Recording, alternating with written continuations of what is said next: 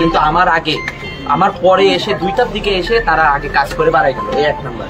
2 number হলো আমার সব জিনিসপত্র আছে, বাট এই যে এইগুলা লিখে দিছে সব রাইট আছে, মানে এর জায়গায় এম লেখছে, এগুলা হুদাই কামে, মানে কোনো কাম না এগুলা, মানে আমার দিবেন, আমি যে দালাল ধরিনি। সরাসরি গেলে ভোগান্তি, দালালে বিশেষ সিলে শান্তি।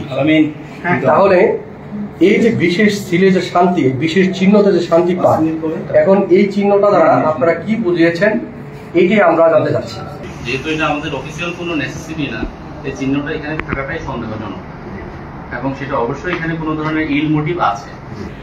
এটা হলো উনি পাঠিয়েছেন, তার পরিপ্রেক্ষিতে এই মেসেজটা চ্যাট হয়েছে। চ্যাট হওয়ার পর বিকাশ নাম্বার দেন, এই যে বিকাশ নাম্বার দিয়েছে, এই বিকাশের প্রেক্ষিতে আপনি এই যে টাকাটা সেন্ড করেছেন বিকাশে, সেন্ড মানি।